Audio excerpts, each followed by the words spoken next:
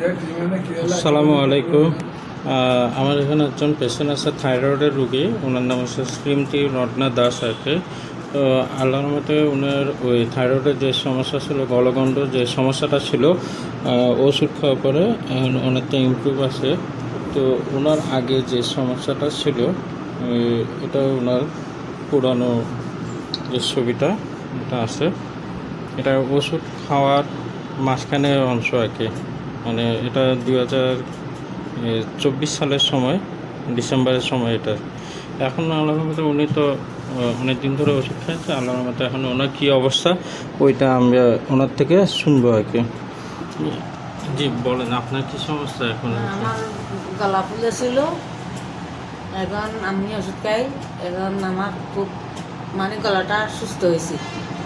তারপরে এখন আমার স্বামীরও পেটে টিউমার আছে, কিছু কিছু ভালো লাগছে, আজ পুরোপুরি ভালো হয় নাই। এই 2-3 মাস চলছে। ওই আগে কাশি ছিল? হ্যাঁ, আমার গলাতে আগে কাশি ছিল, গলাটা একটা মানে ফুলে এখানে নামে গেছিল, আমি শুকিয়ে গেছিলাম। এখন ঠাকুরের রহমতে এখন আমি সুস্থ হয়ে গেছি, আমার গলাটা আগের মতন হয়ে গেছে, ভালো হয়ে গেছে। একটু সামান্য দেখা যাচ্ছে, এটা আরেকটু কন্টিনিউ করে। মাঝখান দিয়ে ওষুধ খাই না, তাই 1 মাস খাইলে 3 মাস খাই না, সেই জন্য আমার পুরোপুরি হয় না। এটা কন্টিনিউ করে আপনার ওষুধটা খেতে হবে। আচ্ছা, এখন দাদার থেকে শুনবো যে আপনার কি অবস্থা। আপনি ওই পেটে ব্যথা যন্ত্রণায় ছিলেন, ওনার নাম হচ্ছে মিস্টার তমাল দাস। লাগতেছে যে তাই দিন ভালো লাগে, কিছু নাই, পেটের ব্যথা নাই, খেয়ে ভালো লাগে, খানা দানা ভালো লাগে, ওই শুধু পাইখানা। আচ্ছা, এখন তো পেটে ব্যথা করে, আগে তো কি অবস্থা ছিল এরকম? ওই হসপিটালে যেতে হয়েছিল না? এই সময় পেটের ব্যথা ছিল না, এই সময় পেটের ব্যথা অনেক বেশি ছিল, অনেক বেশি ছিল।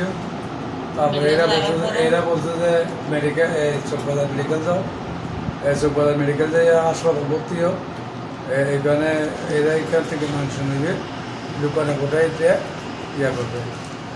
এখন ইবের পর আমি পয়সা করিলে পাই নাই, আপনার কাছে আসছি, এখন ডাক্তারের কাছে আসছি, ডাক্তার আমাদের এখন ওষুধটাই দিছে, ওষুধটাই দিলে আমার রোগটা ভালো লাগতেছে। আর পেটে তো বেশি ব্যথা ছিল, আবার ওটি যে মাথা ঘুরে পড়ে গেছিলেন না? মাথা মনে করেন মাথা ঘুরিয়ে চক্কর দেয়, এটা ঠিক আছে, মাথা ঘুরিয়ে চক্কর দিচ্ছে, হাঁটতে পারি না। আগে তো আপনার বমি ভাব ছিল, বমি ছিল? বমি টমি কিছু ছিল? হ্যাঁ, বমি হয়েছিল। এখন বমিটা আছে? না, বমি নেই, এখন না, যাক অসুবিধা নেই। বমি নেই।